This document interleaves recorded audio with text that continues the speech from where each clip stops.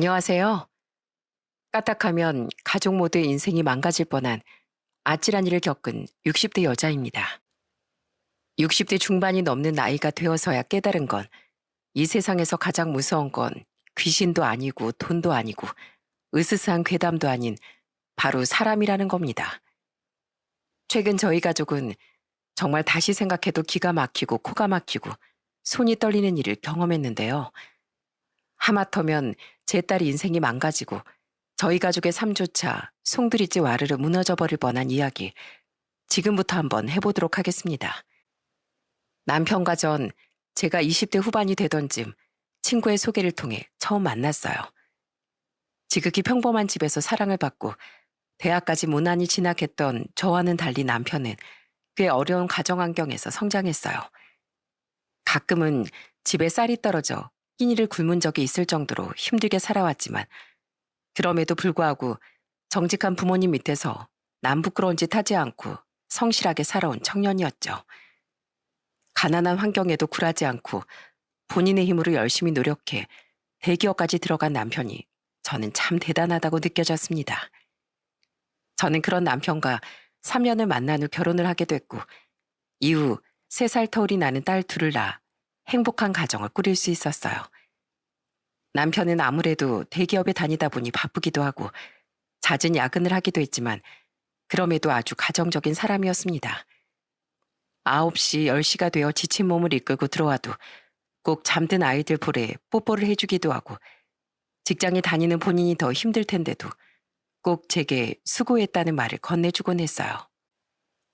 내가 빨리 퇴근해서 애들 돌보는 것도 좀 돕고 해야 되는데 미안해. 요즘 일이 많이 바빠서 오늘도 많이 힘들었지?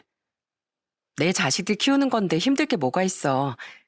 난 이렇게 늦게까지 일하고 다니는 당신이 더 걱정인걸? 주말엔 내가 쉬니까 옆에서 애들 돌보는 것도 돕고 또 집 청소랑 설거지, 빨래 같은 것도 도울게. 항상 고마워 여보. 항상 다정하고 속 깊고 저와 아이들밖에 모르는 남편. 그리고 티 없이 예쁘고 맑은 아이들까지. 저희 식구는 이렇게 아무런 문제 없이 행복하기만 했습니다. 작은 딸이 3살이 되기 전까지 말이죠. 저희 작은 딸은 큰 딸에 비해 말이 트이는 속도가 아주 느린 아이였습니다. 큰 딸은 4개월 정도가 지나고 나서부터 쉴 새 없이 옹알이를 시작한 반면 작은 딸은 옹알이는커녕 울지도 않고 하루 내내 조용히 있다 잠에 들곤 했어요. 민주가 또래 애들에 비해서 말이 느린 것 같다 큰일이네. 애들 크는 속도는 약간씩 차이가 있다더라. 그리고 말 늦게 튀는 애들이 나중엔 더 똑똑하다고 하더라고. 그러니까 걱정하지 말고 조금만 더 기다려보자. 그런데 작은 딸은 단순히 말만 느린 게 아니었어요. 이름을 아무리 불러도 단 한 번도 돌아보지 않았고 저희 부부와 눈을 마주치려고 하지도 않았습니다. 그래서 남편과 작은 딸의 상태에 대해 진지하게 대화를 나눈 다음 작은 딸을 데리고 근처 병원으로 향해 검사를 진행했습니다. 그리고 그곳에서 작은 딸은 충격적인 진단을 받게 됐어요. 따님은 현재 자폐 3급 정도의 수준입니다. 이름을 계속 불러도 대답을 하지 않고 눈을 마주치려고 해도 마주치지 않고 활동적이지도 않고 이게 다 자폐 스펙트럼 장애를 가지고 있는 아이들의 특징인데 대부분의 부모님들께선 우리 아이가 발달이 느린 걸로 생각하시고 병원으로 잘 오지 않으시는 경우가 많습니다. 자폐 3급이면 심각한 건가요? 자폐성 장애는 1급, 2급, 3급으로 나뉘어집니다. 민주양 같은 경우엔 3급이기 때문에 사회생활은 가능한 수준이지만 앞으로 살아가면서 사람들의 도움이 많이 필요할 거예요. 전혀 생각지도 못했던 자폐 진단에 저는 너무나도 혼란스러웠습니다. 마른 하늘에 날벼락을 맞은 것만 같은 기분이었죠. 제가 조금이라도 빨리 눈치를 챘더라면, 그래서 하루라도 빨리 병원에 데리고 왔더라면 달라질 수 있지 않았을까. 아니, 내가 건강하게 나아졌다면 이런 몹쓸 병 따윈 안 찾아오지 않았을까 생각하면서 홀로 자책을 하고 눈물을 흘리니 남편은 옆에서 절 꼭 안아주며 이렇게 말했습니다. 병이나 장애는 우리가 막는다고 해서 막아지는 게 아니잖아. 당신 잘못 아니니까 자책하지도 말고 울지도 마. 우리 지금보다 더 강해지자. 그래서 미나랑 민주 지켜주는 좋은 엄마 아빠가 되자고. 힘들겠지만 잘할 수 있을 거야. 남편 말대로 울고만 있는 게 아니라 힘을 내보기로 했습니다. 작은 딸이 자폐를 진단받았다는 걸 큰딸에게도 알렸어야 했는데 도무지 어떻게 알려야 할지 감이 잡히질 않더라고요. 큰딸도 당시 6살의 어린아이였고 자폐가 뭔지도 모르고 누군가 아프다는 걸 제대로 이해나 할까 싶은 마음에 많은 고민이 들었습니다. 무엇보다 작은 딸이 태어났을 때 큰딸이 잘 되지도 않는 발음으로 엄마 동생 내가 재우고 싶어요. 엄마 나 동생한테 자장가 불러주고 싶어요. 이렇게 말을 하면서 살뜰하게 챙겼기에 괜히 충격을 받진 않을까 싶은 생각도 들어 걱정이 이만저만이 아니었어요. 그래서 그날 큰딸에게 조심스럽게 작은 딸의 상황에 대해 천천히 설명해 줬습니다.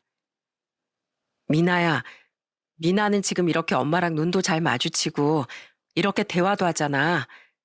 그런데 민주는 미나처럼 이렇게 하는 게 힘들 거래. 가끔씩 멍하게 하늘을 쳐다본다거나 아니면 갑자기 아무 이유 없이 막 뛰어다닌다거나 그런 행동들을 보일 수 있어. 그러니까 만약에 민주가 그런 행동들을 보이면 놀라지 말고 민주를 꼭 안아주면서 토닥여줘. 미나 엄마 말 이해했어? 이해했어.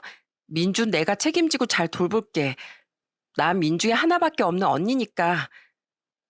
큰딸도 아직 어린아이인데 스스로 나서서 동생을 챙기겠다는 말을 하다니.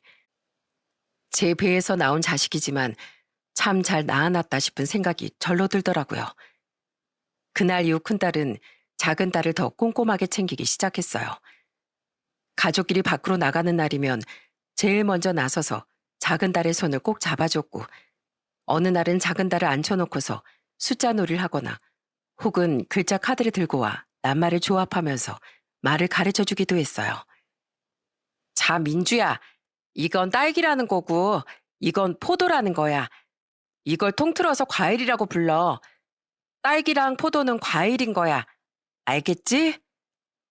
자폐를 가진 아이들 특성상 원활한 소통이 힘든 게 사실이었지만 다행히도 작은 딸은 자폐의 정도가 심한 편이 아니었기에 꾸준한 언어 치료와 저희 가족의 노력으로 아주 작게나마 소통이 가능해질 정도의 수준이 됐습니다.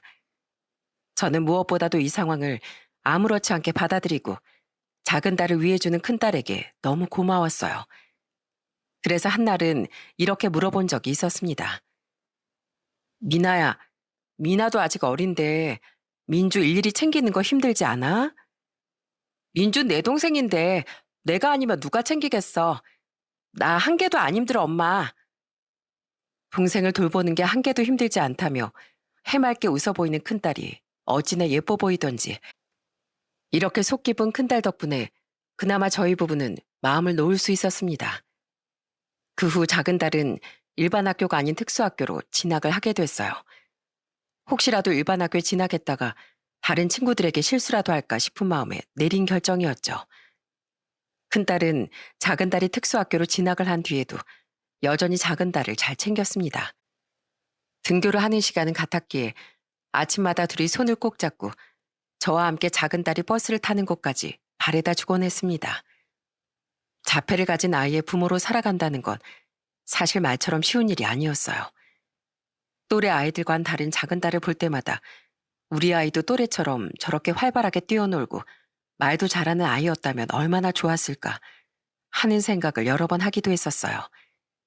하지만 그럴 때마다 힘을 내면서 작은 딸을 위해 해줄 수 있는 건 다 해주기 위해 최선을 다해 노력했습니다.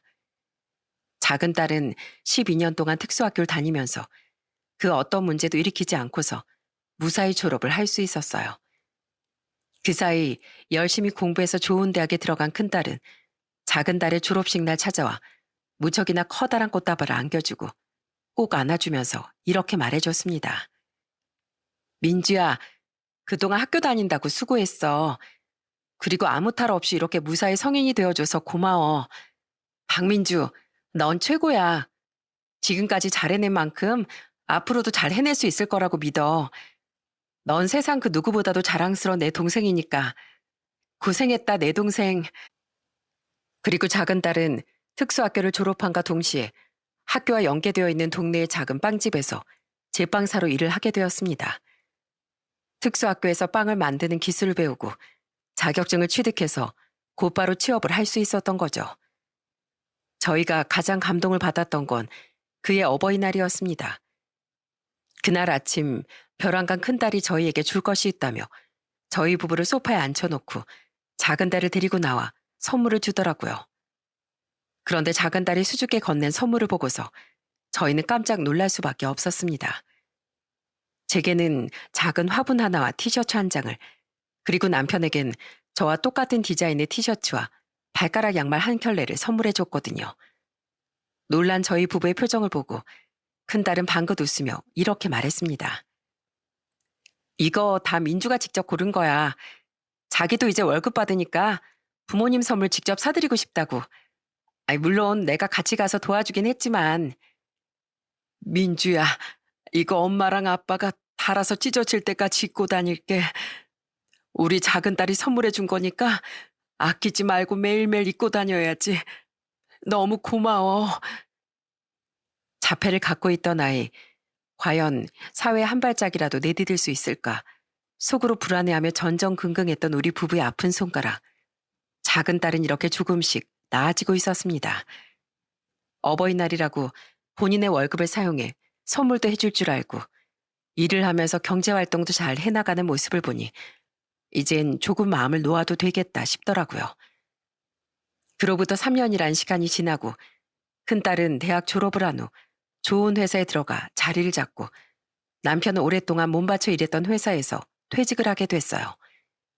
긴 시간 동안 저와 아이들 하나만을 바라보면서 열심히 일한 남편에게 그동안 고생했다는 말을 하면서 꼭 안아줬고, 그날 저녁 식구들끼리 모여 조촐하게 남편의 퇴직 축하 파티를 했습니다. 그 자리에서 남편은 벼랑간 저희 식구들을 향해 이런 얘기를 꺼내더군요. 있잖아. 내가 언젠가 회사를 간두게 된다면 꼭 해보고 싶었던 게 있었어. 어? 그게 뭔데? 내 이름 걸고 장사하는 거. 그게 젊었을 적부터 생각해왔던 내 인생 마지막 목표였어. 뭐? 장사? 어, 예전부터 우리 회사 퇴직하신 분들 보니까 다들 나가서 고깃집도 차리고 조그맣게 카페도 하나 차리시고 하더라고. 그래서 그거 보면서 나도 언젠가 이 회사를 떠나게 된다면 저런 걸 꼭 한번 해보고 싶다 생각했었지. 이젠 퇴직도 했겠다. 미나도 좋은 회사에 들어가 알아서 밥벌이 잘하고 있겠다. 민주도 빵집에서 문제없이 일을 열심히 하고 있고 이제 우리 노후도 어느 정도 준비를 해봐야 하지 않겠어? 당신 나랑 고깃집 한번 해보는 거 어때? 내 친구가 저기 시내에서 고깃집을 운영하고 있는데 생각보다 가게 사장으로 사는 게 힘든 모양이던데. 장사는 최소 3년은 봐야 하는 거랬어. 첫 오픈 땐 지인 장사고 나중에 6개월 뒤부터가 진짜 장사라고 하더라. 너흰 아빠 의견에 대해 어떻게 생각하냐? 난 찬성. 엄마, 아빠랑 같이 해봐. 하다가 뭐 쪽박을 차더라도 해보고 싶은 건 해보고 끝내는 게 낫지 않겠어?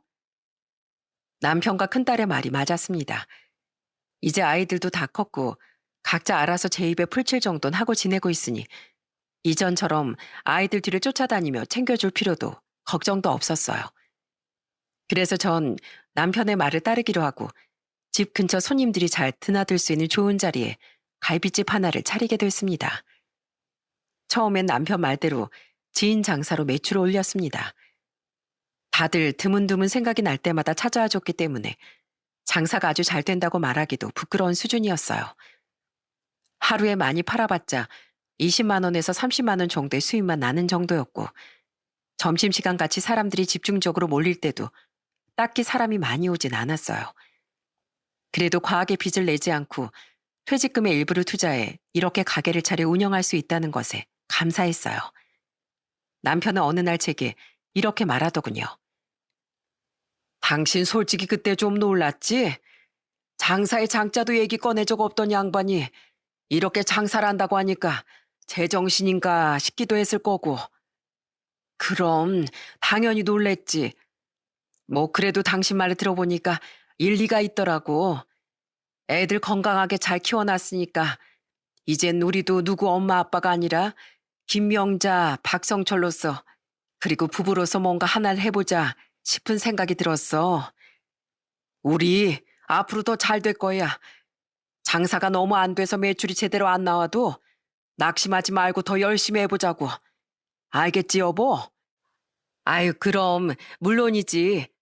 할 수 있다. 잘 될 수 있다. 아자, 아자. 그렇게 저는 남편과 함께 항상 파이팅을 외치며 긍정적인 마음으로 장사를 했고 그 결과 오픈한 지 3년 정도가 지난 다음부턴 조금씩 안정적으로 장사를 할 수 있었어요. 주변 상권이 발달하고 근처에 새롭게 아파트가 들어서니 그래도 손님들이 제법 늘더라고요. 딸들은 건강하게 잘 지내고 있고 장사도 나름대로 잘 되고 있어 저희의 삶은 아무런 걱정 없이 아주 무난하고 순탄하게 흘러갔습니다. 그러던 어느 날 여느 때처럼 퇴근을 하고 집에 왔는데 큰딸이 웬 운동복 차림으로 집을 나서려고 하는 겁니다. 평소엔 운동의 운자조차 꺼내지 않는 애였는데 웬일로 운동복을 쫙 차려입었나 싶어 물어봤어요. 운동하러 가려고? 헬스장 끊었어? 요즘 군것질을 좀 많이 해서 그런지 몸무게가 갑자기 확 늘었더라고. 이대로 살다간 겨울 되면 대굴대굴 굴러다닐 것 같아서 지역 내 운동 모임에 가입했어. 나도 이 두툼한 뱃살 좀 빼봐야지. 운동 모임? 아, 이 동네 그런 게 있니? 나도 몰랐는데 있더라고. 솔직히 혼자 운동하면 힘 안 나잖아. 옆에서 으쌰으쌰 해주는 사람도 있어야 에너지도 나고 그러지. 오늘 처음 나가는 날인데 이런 것도 처음이라 떨리네. 그럼 다녀올게요. 그래, 조심해서 다녀와라. 제가 보기엔 뺄 살이라곤 조금도 없어 보였는데 딸은 살이 많이 쪘다며 운동 모임에 나간다고 하더군요. 요즘 젊은 사람들은 그런 걸로 소통도 하고 모임도 만들고 새삼 세상 참 많이 변했구나 싶은 생각이 들었습니다. 그렇게 딸은 첫날 모임에 나가더니 제법 모임 사람들과 친해진 모양인지 정말 부지런하게 나가더라고요. 모임 사람들은 어때? 마음에 드니? 말도 마, 엄마. 우리 만나면 진짜 2시간 내내 웃기만 하다가 온다니까? 어찌나 잘 맞는지 몰라. 진짜 마음에 들어. 같이 운동하면 막 기운도 나고. 자, 어때? 뱃살 좀 빠진 것 같지 않아? 그래. 아유, 배가 그냥 쏙 들어간 것 같다. 이 딸내미 오늘도 힘내서 운동하고 올게. 헛들, 헛들. 항상 작은 딸을 돌보거나 일을 하기에만 바빴던 큰딸이 처음으로 뭔가에 푹 빠지고 재밌어 하는 것을 보니 이제야 본인이 하고 싶은 것도 하고 본인을 좀 더 챙기면서 살려나 보다 싶은 생각이 들어 기분이 좋아지더라고요. 그렇게 큰딸이 매일매일 즐거운 마음으로 모임에 나간 지 대략 1년 정도 흘렀을 무렵이었습니다. 큰딸이 갑자기 저희에게 폭탄 선언을 하더군요. 엄마, 아빠, 나 결혼하고 싶은 사람이 생겼어. 갑자기 무슨 소리야? 결혼하고 싶은 사람이 생겼다니. 미나 너 남자친구 있었던 거야? 엄마 아빠한테는 아무런 말도 한 적 없었잖아. 남자친구랑은 지금 다니고 있는 운동 모임에서 처음 만났어. 어릴 적부터 미국에 살다가 한국으로 왔다고 하더라고. 괜히 남자친구 생겼다 뭐다 호들갑 떨다가 헤어지면 그것도 그건 나름대로 뻘쭘한 일일 것 같아서 그냥 말 안 하고 조용히 만나고 있었던 건데 1년 동안 만나면서 자연스럽게 이 사람이랑 함께하는 미래가 그려지더라고. 나도 이제 결혼 정년기에 접어들기도 했고 그래서 누가 먼저랄 것도 없이 결혼하자고 했지. 큰딸의 결혼 선언은 솔직히 말하면 많이 당황스러웠습니다. 하지만 이렇게까지 이야기를 하니 자연스럽게 어떤 사람일지 궁금해지더군요. 딸의 이야기를 들은 저와 남편은 한참 동안 생각하다가 이렇게 이야기했습니다. 우리 딸이 결혼하고 싶다는 사람, 어디 어떤 사람인지 한번 만나보자. 시간 될 때 집으로 오라고 해. 엄마 아빠가 보고 싶어 한다고. 그 소리를 하자마자 큰딸은 뛸 듯이 기뻐했습니다. 그리고 이튿날 집으로 예비사위를 데리고 왔어요. 인사로 온다고 양손에 한우 세트며 비타민이며 아주 양손 가득 바리바리 챙겨왔더라고요. 예비사위는 저희 부부를 향해 정중하게 허리를 굽히며 인사했어요. 안녕하세요. 저는 미나 남자친구 안호진이라고 합니다. 처음 뵙겠습니다. 아무것도 안 들고 빈손으로 와도 되는데 뭘 그렇게 양손 무겁게 사들고 왔어요. 미안하게. 예비 처갓집에 인사를 드리러 오는 날인데 어떻게 아무것도 안 들고 올 수 있겠습니까? 마음을 라이트하게, 양손을 헤비하게. 이렇게 해야 점수를 잘 딸 수 있는 거 아니겠어요? 아이고, 넉살도 좋지. 자, 어서 앉아서 식사부터 하지요. 그렇게 저희는 식탁에 앉아 제가 준비한 저녁을 먹으면서 이런저런 이야기들을 나눴습니다. 예비 사위는 어릴 적 한국에서 살다 미국으로 이민을 가게 됐고, 미국에 있는 대학에서 박사학위까지 딴 뒤 그곳에서 부교수 생활을 하다 문득 고국이 그립고 또 한국에서 학생들을 제대로 가르치고 싶다는 생각이 들어 한국으로 왔고, 내년부터 모 대학교의 정교수로 임용된 상태라고 말을 해주더군요. 게다가 미국에서 대학 생활할 때 사진까지 보여줬습니다. 여기가 저희 스쿨 교정이에요. 가을에 낙엽이 떨어질 때가 제일 예쁜 곳이죠. 다음에 기회가 된다면 두 분을 모시고 가고 싶네요. 학교가 참 아름답네요. 우린 아직 한 번도 외국에 나가본 적이 없는데 다음에 기회가 된다면 한번 가보고 싶어요. 제가 나중에 제대로 한번 투어 시켜드릴게요. 저만 믿고 따라오시면 인생 최고의 경험을 하실 수 있으실 거예요. 아유, 말만 들어도 아주 즐겁네요. 그런데 우리 미나랑 왜 결혼을 하고 싶어요? 이건 그냥 순전히 부모로서 궁금해서 물어보는 거니 편하게 말해도 괜찮아요. 어, 운동 모임에서 미나를 처음 마주하는 순간 제 심장이 빠르게 두근거리는 걸 느꼈어요. 토크를 해보니까 운명처럼 잘 맞다는 것도 느껴졌고요. 아무래도 미국에서 살다 와서 그런 건지 영어를 섞어가면서 말을 하더라고요. 그래도 아주 일반적인 단어였기에 대화를 하는 데 있어 어려움은 없었습니다. 그리고 한참 동안 결혼을 하고 싶은 이유에 대해 말을 하더니 저희의 손을 덥석 붙잡고서 이렇게 말했습니다. 미나 여동생이 자폐를 앓고 있다는 얘기 들었어요. 결혼만 허락해 주신다면 저희가 직접 처제를 집에 데리고 가서 케어를 하겠습니다.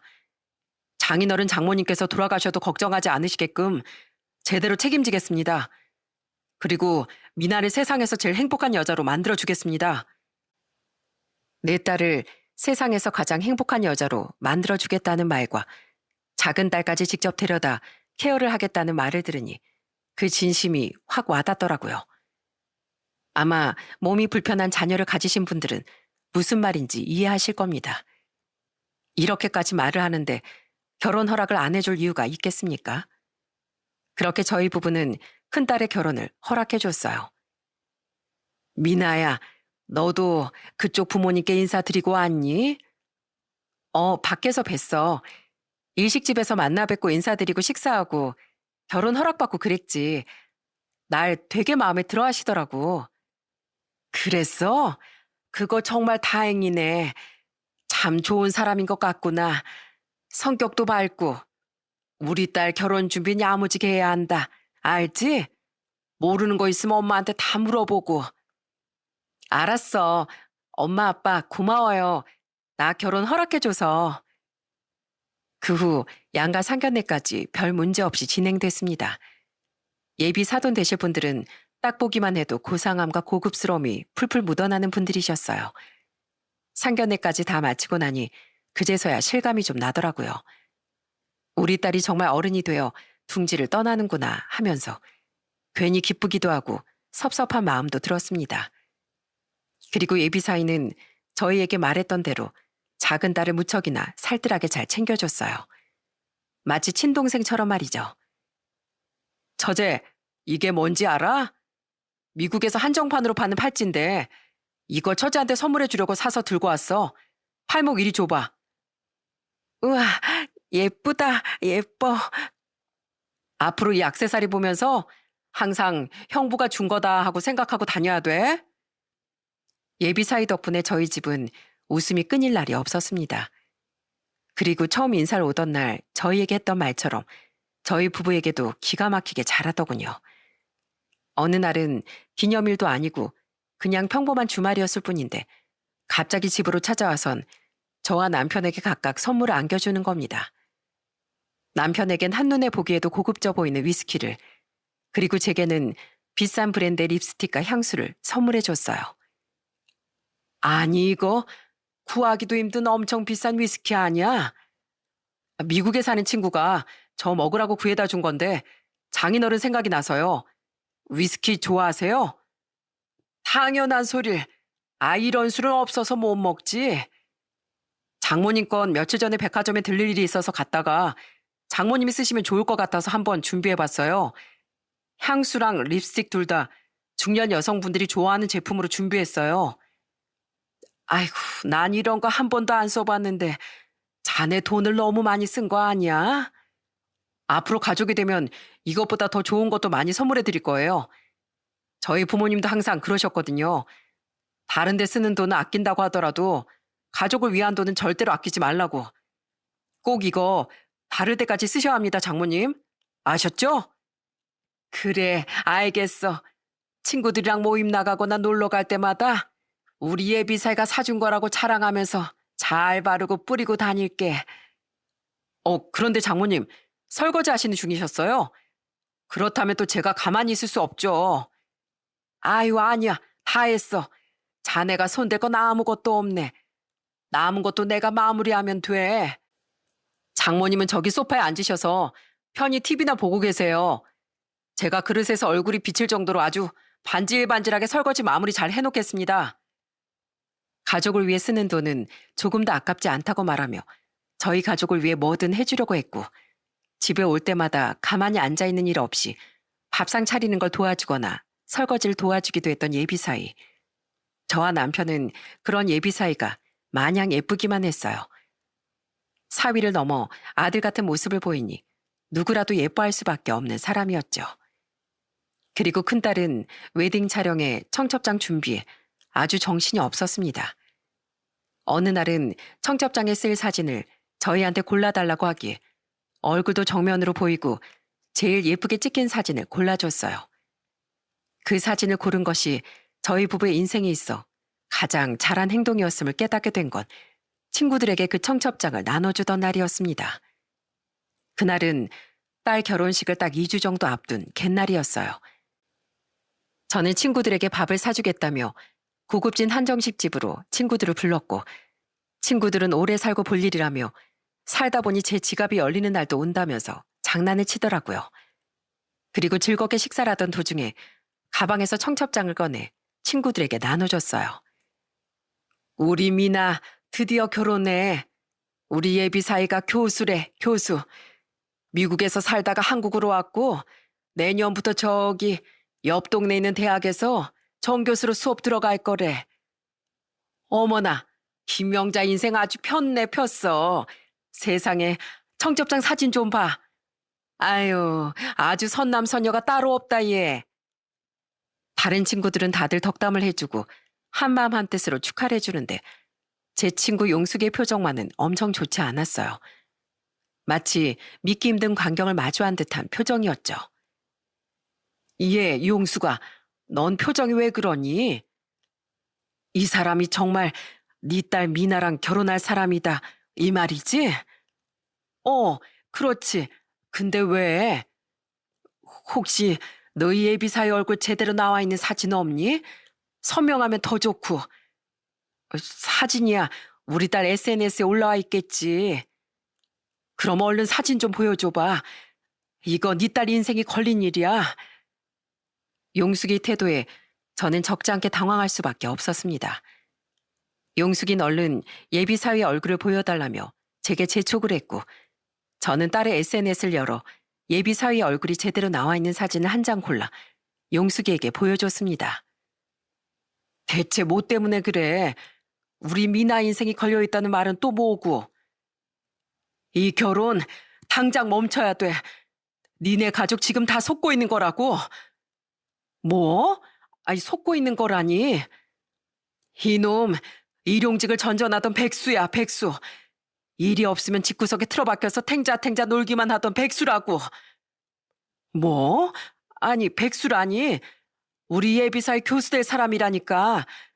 네가 뭐 잘못 본 거 아니야? 너 나 보험 설계사 하는 거 알지? 내 고객이었어.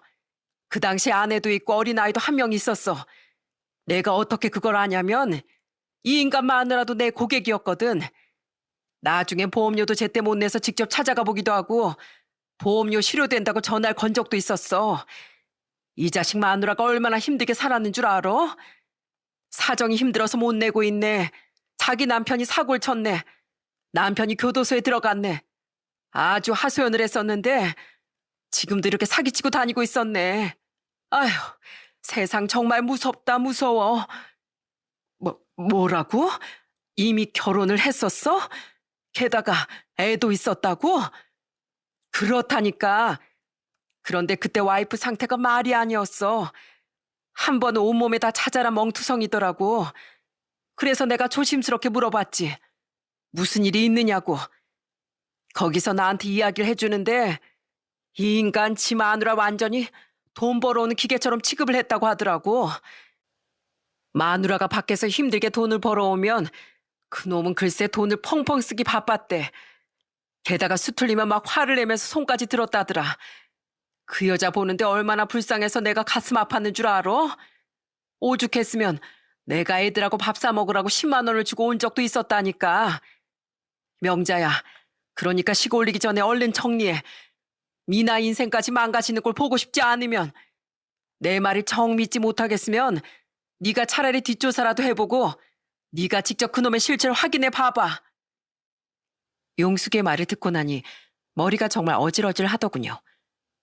우리에겐 그런 모습을 조금도 보이지 않고 사위 그 이상의 행동을 하면서 신뢰감 있는 모습만 보여줬었는데 그렇게 그날 혼란스러운 기분으로 모임을 마무리 짓고 집에 온 전 집에 있던 딸을 붙잡고 방에 들어와 조심스럽게 이야기를 꺼냈습니다. 미나야, 놀라지 말고 엄마 말 좀 잘 들어봐. 오늘 엄마가 모임에 나가서 청첩장을 돌리고 왔거든. 그런데 엄마 친구 중에 용숙이 아줌마라고 알지? 용숙이 걔가 오늘 안서방 얼굴을 보더니 깜짝 놀라면서 이런 말을 하더라고. 그 아줌마가 보험 설계사인데 예전에 안서방이 자기 고객이었다고. 그런데 예전 이름은 호진이가 아니라 호영이었고 가정도 있었고 애도 있었대. 지 와이프가 벌어다 주는 돈 펑펑 쓰면서 탱자탱자 놀기만 하는 백수였다고 하더라. 게다가 수틀리면 자기 와이프한테 손도 서슴없이 막 올리는 그런 인간 이하의 행동을 하는 사람이었대. 당시에 소문도 엄청 흉흉한 사람이었고 엄만 그 이야기를 듣고 막 몸이 덜덜 떨리더라. 너무 믿기지 않기도 했고. 무슨 소리 하는 거야. 나랑 우리 가족한테 얼마나 잘했는데 그럴 리가 없잖아. 게다가 미국에서 살았던 거 사진도 보여주고 그랬었는데. 용숙 아줌마가 자기가 하는 말이 정 안 믿기면 뒷조사라도 해보라고 하더라. 그래서 엄만 일주일 동안 안서방 뒷조사를 좀 해볼까 싶어. 용숙 아줌마에게 안서방에 관한 얘기를 들은 이상 이대로 그냥 넘어가긴 어려울 것 같다. 돌다리도 두들겨보고 건너라고. 미리 알아봐서 나쁠 건 하나도 없으니까. 엄마 말 무슨 말인지 이해하지? 큰딸은 제 말에 조용히 고개를 끄덕였습니다. 다음날 딸은 이틀간 급히 연차를 쓰고서 저와 함께 예비사회 뒷조사를 시작했어요. 다른 사람들은 심부름센터니 흥신소니 이런 곳에다가 맡긴다는데 저도 돈을 써가며 가장 신뢰할 만한 업체를 찾아서 뒷조사를 하기로 했습니다. 리뷰 같은 것도 꼼꼼히 확인하면서 말이죠. 예비사회는 그런 것도 모른 채 아주 뻔뻔하게 우리를 대하더군요. 우리 어머님 오늘 콘서트 보러 가실래요? 저한테 콘서트 티켓이 딱 넉 장이 들어왔는데 우리랑 같이 노래도 부르고 신나게 놀고 와요. 뭐 콘서트? 그 티켓 구하기 힘들다고 하던데 어디서 구했나? 어머님, 저 안호진이에요. 어머니 사위 될 사람이라고요. 이런 거 구하는 것쯤은 식은 죽 먹기죠. 어떠세요? 이날 시간 되세요? 뻔뻔하게 콘서트를 가자고 하는 그놈을 보니 정말 구역질이 나올 것만 같았습니다. 저는 하루빨리 심부름센터에서 연락이 오기만을 기다렸어요. 전직 형사 출신이 운영하는 곳이라고 하던데 무슨 결과이든 알고 싶었습니다. 그리고 얼마나 시간이 지났을까요? 마침내 심부름센터에서 연락이 왔습니다. 저는 딸과 함께 그곳으로 향했고 그 자리에서 기절 초풍할 사진들을 보게 됐습니다. 그리고 쌍둥이 동생이 있다는 사실도 알게 됐어요. 전혀 처음 듣는 얘기였습니다. 이놈, 아주 질이 안 좋은 사람이에요. 저희가 취재를 하고 있을 때도 다른 여자들이랑 어울리고 다니고 있더라고요. 그리고 뭐 교수요? 모든 게 다 가짜입니다. 이놈 직업 알고 보니까 사기꾼이고 교수, 의사, 변호사, 대기업 직원 행색하면서 여자들을 꼬시고 다니고 있더라고요. 근데 이런 놈들 이 대한민국에 넘치고 넘쳐요. 사람 만날 때 신중해야 하고 조심해야 합니다. 신분을 속여서 일반인들과 결혼해서 재산 뺏고 도망가고 제가 이런 거 한두 번 본 게 아니에요. 피해본 사람들은 너무 억울해서 스스로 저 세상에 간 사람들도 제가 몇 번이나 목격했습니다. 이놈이 그런 놈들 중 한 명이고요. 정말 큰일 날 뻔하셨어요. 저는 심부름센터 직원의 말을 듣고 가슴을 쓸어내릴 뻔했습니다. 내 딸은 이런 일을 절대 당하지 않을 줄 알았는데 정말 세상이 무서워졌다고 생각했어요. 그럼 쌍둥이 동생이 있다는 말은 무슨 말이죠? 네, 이름은 안호진이라고 쌍둥이 동생이 있더라고요. 그놈 이름은 안호영이었고요. 아마도 자기 신분으로 다니면 범죄자인 게 들통나니까 자기 동생 명의로 신분 세탁을 해서 지금까지 다닌 모양이더라고요. 자, 여기 주소입니다. 한번 찾아가 보시죠. 저희는 그 주소를 받아들고 그곳으로 향했습니다. 어떻게 사람을 이렇게 깜짝같이 속일 수 있는 건지. 이놈은 자기 정체가 들통날까봐 그동안 동생 신분으로 살아왔던 거였어요. 쌍둥이 동생이 산다는 오피스텔로 갔더니 초인종을 누르니 응답이 없더라고요. 그래서 안에 아무도 없나 하고 그곳에서 2시간 정도 기다렸습니다. 그랬더니 저 멀리서 한 사람이 걸어오고 있더군요. 심장이 막 떨려오기 시작했습니다. 안녕하세요. 혹시 안호진 씨 되시나요? 네, 제가 안호진 맞습니다. 혹시 우리 형이 또 사고를 쳤나요? 전 안호진 씨의 말을 듣고 깜짝 놀라고 말았습니다. 첫 마디가 우리 형 사고 쳤나요? 였으니까요. 아마도 이런 일을 많이 겪어본 것만 같았습니다. 머리털 나고 이런 상황은 처음 겪어보는지라 정말 당황해서 아무런 말이 나오질 않더군요. 대한민국은 뉴스에 나올 정도로 강력한 범죄가 아닌 이상 신분을 세탁하고 다닌다고 하더라도 잡히지 않는 것 같았습니다. 쌍둥이 동생의 신분으로 세탁하고서 아무렇지 않게 저희 가족에게 접근한 그놈의 치밀함에 소름이 끼칠 지경이었어요. 저희가 한동안 아무런 말도 하지 않고서 가만히 있자 호진 씨는 천천히 말을 이어나가기 시작했습니다. 사실 저희 형제는 부모님이 안 계십니다. 그래서 어릴 적부터 둘이서 의지를 하면서 살았어요. 형은 생계를 위해서 어렸을 때부터 도둑질이나 거짓말을 일삼으면서 돈을 벌고 다녔고요. 형이 저희 집의 유일한 기둥이었기에 형의 행동이 잘못된 거라는 걸 인지하고 있었어도 쉽게 막을 수가 없었어요. 결혼을 했던 것도 사실입니다. 전 형수님이 일해서 벌어다 주신 돈으로 유흥을 즐기고 살았던 것도 맞고요. 결국 형수님이랑은 이혼을 하게 됐고 위자료에 양육비에 줄줄이 돈 나갈 일만 생기니까 형은 더욱 대담하게 사기를 치고 다니기 시작했어요. 그리고 결국엔 덜미가 잡혀 징역살이를 하게 됐고요. 그리고 출소 후에 형이 저한테 눈물을 흘리면서 말을 하더라고요. 자기가 정말 사람답게 살아보고 싶은데 전과가 있어서 뭘 하려고 해도 할 수가 없다고. 제발 한 번만 도와주면 이젠 다시 나쁜 짓 안 하고 사람답게 살아보겠다고. 그래서 전 형을 믿고 제 신분을 빌려줬던 거예요. 그랬더니 형한테 피해를 받은 피해자들이 절 찾아오기 시작하더군요. 그럼 부모님은 뭐예요? 분명 상견례 자리에 부모님이 나왔었는데. 대행 아르바이트를 구했을 겁니다. 요즘은 돈만 주면 하객 대행, 애인 대행, 부모님 대행 해주는 곳들이 많으니 아마 거기서 생판 처음 본 분들 연기시켜서 그 자리에 나갔을 겁니다.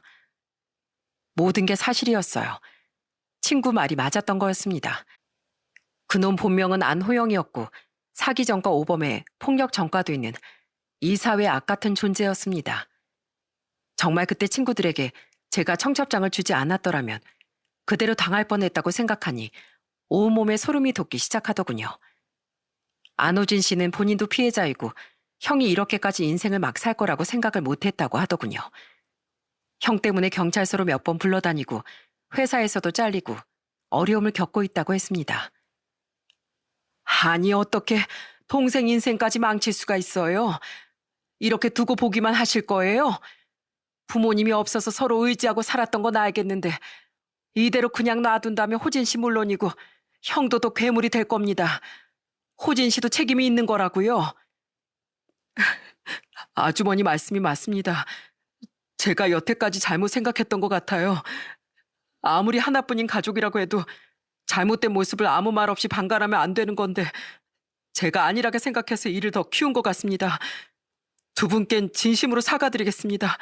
정말 죄송합니다. 제발 호진 씨도 호진 씨 인생이 있는 거잖아요. 하늘에 계신 부모님이 이런 모습을 보시고 어떠시겠어요? 아마 피눈물을 흘리고 있을 겁니다. 살 사람은 살아야죠. 그리고 동생 신분을 이용해서 사기치는 사람이 과연 진정한 형일까요? 제가 보기엔 동생 신분을 이용하면서 사고치는 자범으로 보이는데요. 형 말곤 가족이 없어서 그런다는 건 알겠는데 제발 도와주세요. 더 이상 피해자가 나오지 않게 이제 호진 씨가 나서 주셔야 한다고요. 형한테 피해 보신 분들도 가족이 있을 텐데 얼마나 힘들어 하시겠어요. 호진 씨는 저희를 향해 울면서 몇 번 있고 고개를 숙였습니다. 그리고 뭔가 결정을 하는 듯 보였어요. 그 모습을 보는데 마음이 착잡하더군요. 솔직히 힘든 사람들이 모두 사기를 치고 다니진 않잖아요. 쌍둥이 동생인 호진 씨가 불쌍하긴 했지만 그렇다고 힘들게 살아온 것이 면죄부가 될 수는 없다고 생각했습니다. 알고 보니 그놈은 이미 저희뿐 아니라 다른 사기건으로 지명수배가 되어 있는 상황이더군요. 보통 경찰서나 주민센터 근처에 보면 지명수배가 붙어 있는 걸 보실 수 있을 겁니다. 그런데 강력범죄가 아닌 이상 지명수배자라도 불신 거문이 아니면 잡기 힘들다고 하더군요. 경찰분들도 할 일이 많을 테니 일일이 인력을 써가며 찾기 힘든 걸로 보였어요. 유심히 들여다보지 않은 이상 얼굴을 제대로 알아보는 것이 어렵잖아요. 그래서 지금까지 잡히지 않고 용케도 피해 다니며 들키지 않게끔 동생의 신분으로 살아온 것 같았죠. 그야말로 최악의 인간이었어요.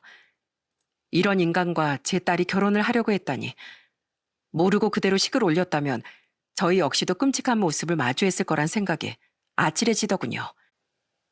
그렇게 딸과 전 그 사기꾼에게 계속 전화를 걸었습니다. 그런데 어쩐 일인지 하루가 지나고 며칠이 지나도 연락이 안 되더라고요. 나중엔 휴대폰 배터리가 방전됐는지 전화기가 꺼져 있는 걸로 보였습니다.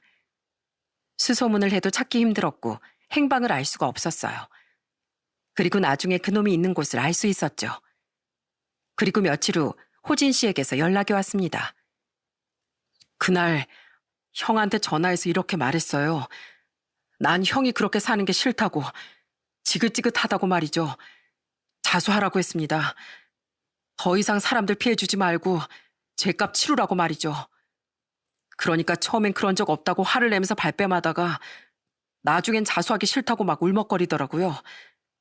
그래서 제가 신고했어요. 지금은 구속돼서 구치소에 들어가 있는데 접견은 가능할 겁니다. 같이 가보시겠어요? 호진 씨는 큰 결심을 한 것 같았습니다. 더 이상 피해자가 나오지 않기만을 바라는 것 같았어요. 그래서 자기 형을 본인 손으로 감방에 집어넣어버린 거였죠. 왜 이런 결심을 했냐고 물어보니 저번에 제가 한 얘기를 듣고 밤새 생각을 했다고 하더군요. 어떤 게 자기 형에게 옳은 방법인지 말이죠. 죄값을 치르게 해주고 싶었다고 했습니다. 그러면서 고맙다고 하더군요. 바보 같은 자신의 마음을 일깨우게 해줘서 말이죠. 저와 큰딸은 고민을 하다가 결국 같이 동행을 하기로 했습니다. 그 뻔뻔한 낯짝을 다시 한번 보고 싶어서였죠. 솔직히 말해 잡혀 들어가면 어느 정도는 반성을 할 줄 알았습니다. 아니, 반성하는 신용이라도 할 줄 알았어요. 그런데 그놈은 아직도 정신을 못 차린 것 같더군요. 구치소에 면회를 하러 들어가자마자 제 딸의 얼굴을 보고 파리 마냥 손을 싹싹 빌면서 뭐라고 했는지 아세요? 미나야, 나 너를 사랑하는 마음 하나만큼은 진심이었어. 교수니 뭐니 그런 건 다 거짓말이었긴 하지만 그래도 마음은 속인 적이 없어. 그러니까 네가 나 아무 잘못 없다는 이야기 좀 해주면 안 될까? 네가 법정에서 말만 잘해주면 될 것 같은데 탄원서 써주는 것도 좋으니까 나 가명 좀 받게 해주라. 너 나 말고 다른 사람들한테도 사기치고 다녀서 지명수배까지 되어 있었다면서? 나 너한테 속아서 사기 결혼할 뻔했어. 이 사실 모르고 그대로 혼인신고서에 도장이라도 찍었어 봐. 너 같은 인간 때문에 내 인생 빠그러질 뻔한 거 생각하면 진짜 자다가도 이가 갈릴 정도야. 헛소리 짓거리지 말고 남 속여먹고 인생 다 망쳐놓은 죗값이나 단단히 치르고 나와 이 역겨운 인간아. 그리고 그놈의 말 같지도 않은 비굴함과 처절함을 보고 있던 쌍둥이 동생인 호진 씨도 그놈을 향해 질린다는 표정을 지으며 한마디를 내뱉고 자리에서 일어섰습니다. 형은 끝까지 바닥을 보이는구나. 나의 사소한 기대조차 짓밟아 버렸어, 형은. 형이 내 유일한 가족이니까 그래도 달라질 수 있겠지 생각하면서 놓지 못한, 형이 잘못하고 있는 걸 보고서도 제대로 잡아주지 못한 내가 밀어냈어. 호진아, 너까지 왜 그래 정말. 너마저 날 떠날 셈이야? 유일한 가족인 너마저 사라지면 난 정말 어떻게 되어버릴지 몰라. 차라리 이 세상에 없는 게 나한테 훨씬 도움이 되겠어. 이제 도저히 형이랑은 가족이란 이름으로 엮여있고 싶지도 않다.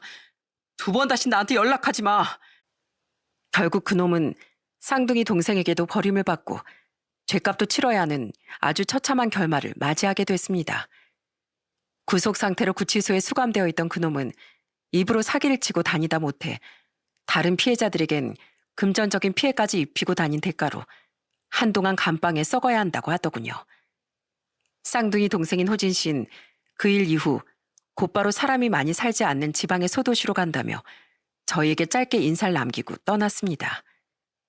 저희 형 때문에 상처받으신 거 다시 한번 사과드립니다. 저는 형 대신 평생을 속죄하며 살아가려고요. 부디 앞으로 잘 사시길 바랍니다. 그 뒷모습을 보니 참 씁쓸하고 안타깝다는 생각이 들더군요. 유일한 피부찐 형 때문에 모든 인생이 망가져버린 호진 씨를 보니 남일 같지 않았습니다. 그리고 나중에 남편에게도 이 일에 대해 설명을 해줬더니 아주 화를 내면서 길길이 날뛰다가도 결혼까지 가지 않고 또 그놈이 죗값을 치르러 감옥에 들어갔다는 사실을 알고서 그나마 다행이라고 안도했습니다. 앞으로 신랑감을 데리고 오면 정말 확실하게 검증을 해야겠다는 말을 덧붙이면서 말이죠. 그리고 얼마 전엔 그놈이 교도소에서 보낸 서신 한 통이 집으로 도착했는데요. 서신 안에는 그냥 말 같지도 않은 내용들이 가득 적혀 있더라고요. 뭐 이를테면 미나야 너무 보고 싶다. 네 생각이 너무 간절하게 난다. 이런 구구절절 역겨운 말들이 줄줄 써 있더라고요. 딸은 그 편지를 읽어보더니 찢어버렸습니다. 그리고 요즘은 딸은 복싱을 배우고 있습니다. 왜냐면 만약에 그놈이 출소해서 올 수도 있기 때문이었죠. 엄마, 나 이제 2번은 안 당해. 만약에 나 찾아오면 내 몸은 내가 지킬 거야. 한 번이라도 찾아오면 어퍼컷 날려버릴 거니까 걱정하지 말아요. 다시는 엄마 아빠 신경 쓰게 하지 않도록 할게요. 그리고 죄송해요. 딸은 그렇게 강해져 갔습니다. 마지막으로 이 사실을 제대로 알게끔 해준 친구에게도 감사 인사를 전했습니다. 그 친구가 아니었으면 저희 식구는 정말 홀라당 그놈에게 속아 넘어갔을지도 모릅니다. 그놈이 잡혀 들어갔고 교도소에 들어갔다는 소리를 하니 얼마나 기뻐하던지. 저와 딸은 친구 용숙일 평생 은인으로 생각하며 살아가기로 했답니다. 이 사실을 말해줘서 딸의 인생을 지켜낼 수 있었으니 충분히 그럴 만하겠죠. 저도 애미로서 그리고 아내로서 우리 가족이 무탈하게 잘 살 수 있도록 더욱 노력하며 살도록 하겠습니다. 여러분의 많은 응원 부탁드립니다. 거짓말은 심리를 못 간다는 말이 있습니다. 남을 일시적으로 속일 수는 있지만 머지않아 사실이 밝혀져 오랫동안 속일 수는 없다는 뜻인데요. 이 사연을 읽어주시는 많은 분들은 남을 속이기보다 나 자신을 당당하게 드러내고 정직하게 멋지게 살기를 바라는 마음을 담아 이렇게 사연을 보내봅니다. 제 사연은 여기까지입니다. 여러분들도 항상 좋은 일만 있길 바라며 무더운 여름 건강하고 행복한 하루 보내시길 바랍니다. 감사합니다.